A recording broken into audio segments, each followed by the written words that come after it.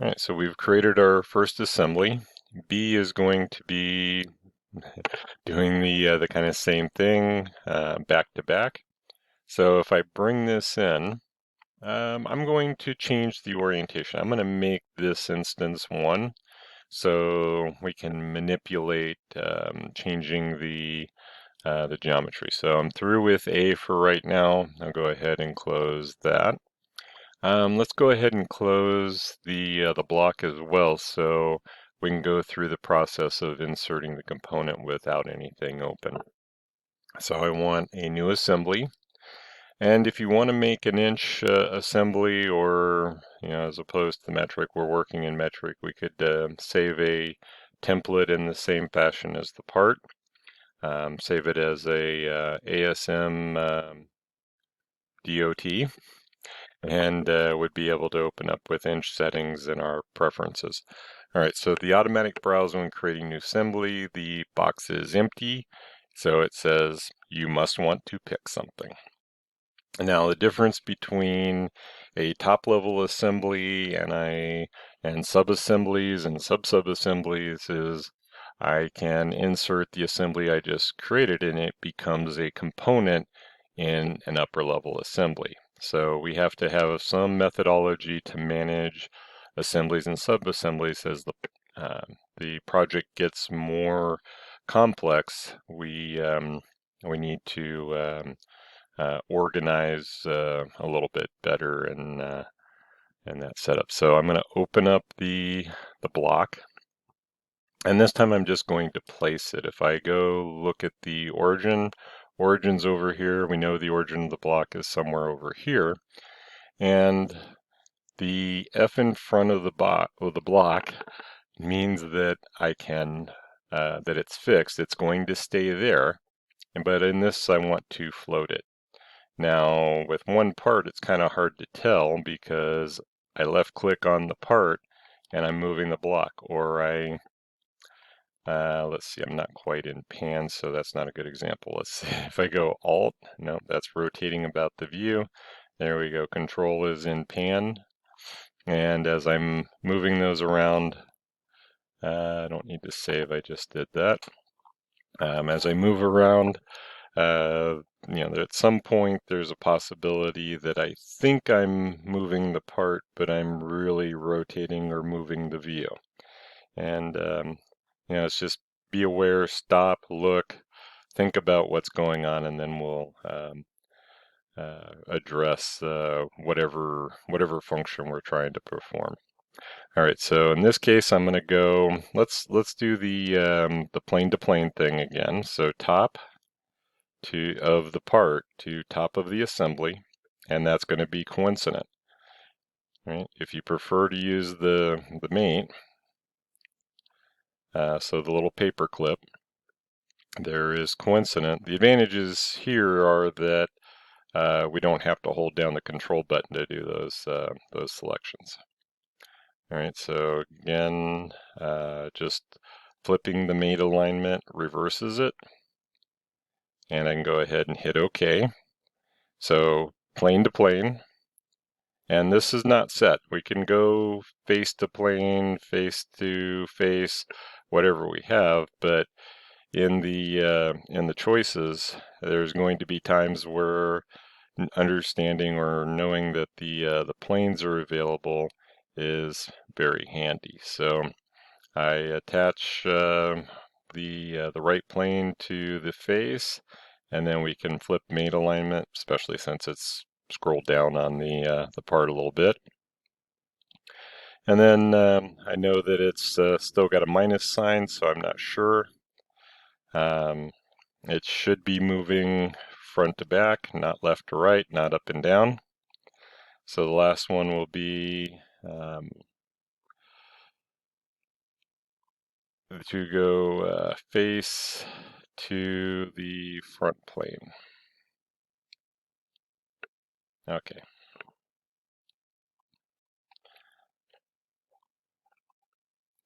All right, so let's take a look at B one more time. We have those.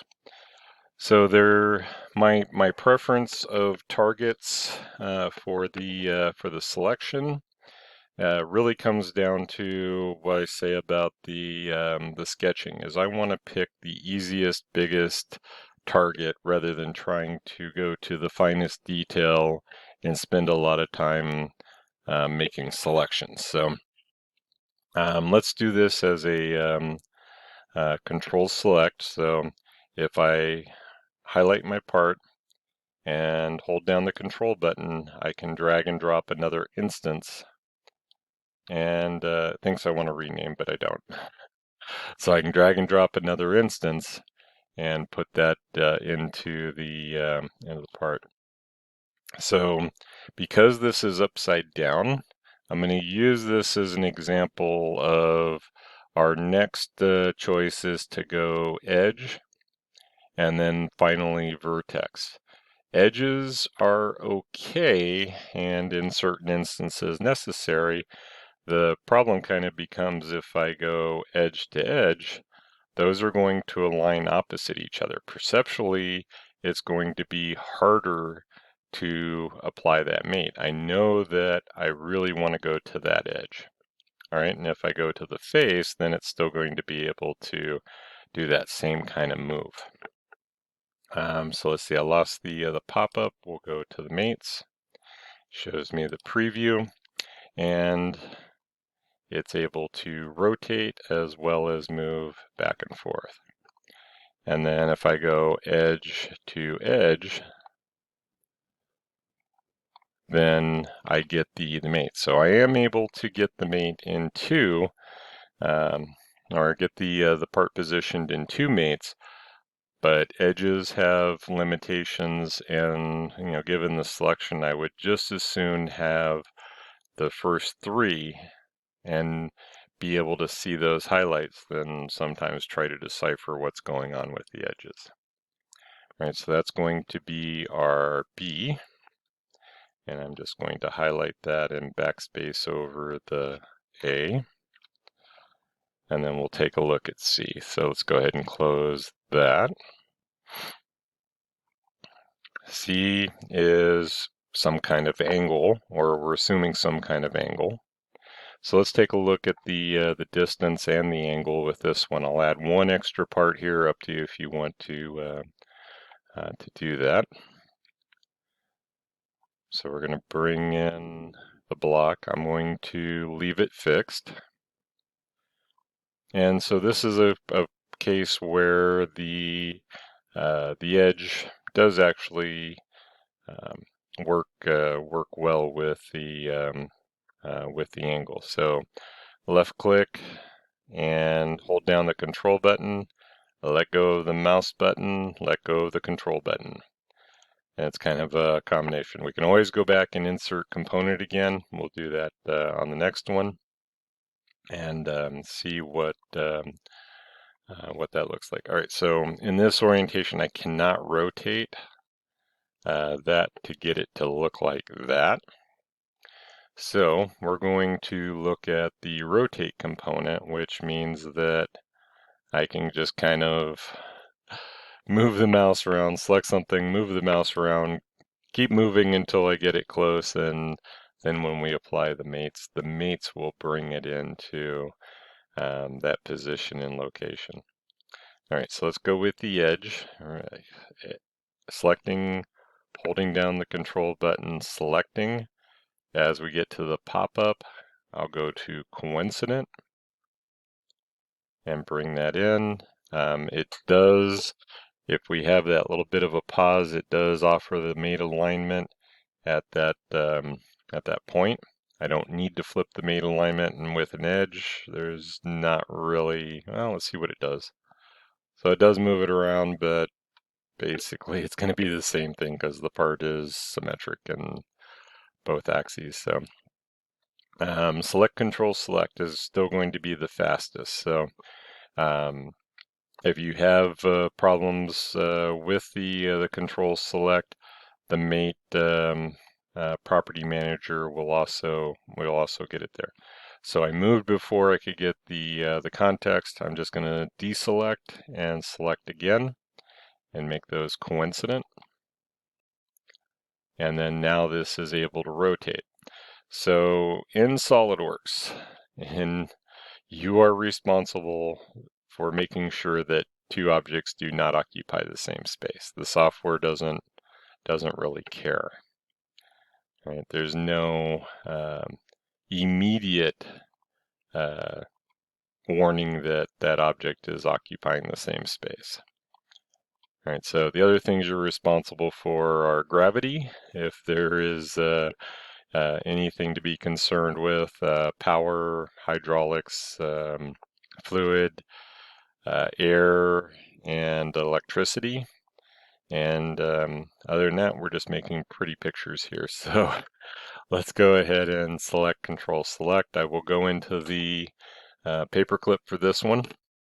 I think it's a little more visual. And we're going to set this to an angle, and that looks like about 15 degrees.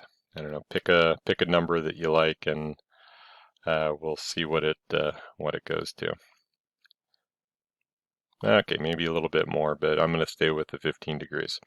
Okay, with angles and also with dimensions, we have the ability to flip the dimension and flip the mate alignment.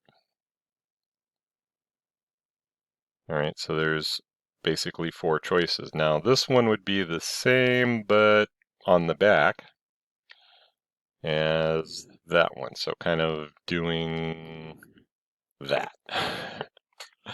All right, so you have those choices. All right, and then let's bring in, this is the optional part, is if you want to bring in one more, we'll take a look at the distance. So speed-wise, again, this is where picking the faces, I think, is faster and prone to less error. As I go face to face, face to face, coincident, move that guy up a little bit, so I'm just left clicking and dragging, getting it out of position, or getting it into position. And then if I go to distance, same as coming over to the property manager, I want to look at it in terms of the property manager though. And I'm going to put 10 millimeters. All right, and then we can flip the dimension. So on that side or that side, and if I flip the mate alignment, and it's going to warn me that it had to flip one of the other mates that I just applied to make that work.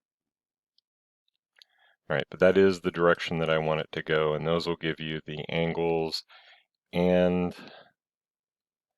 the and a distance or setting a gap. So this will be C.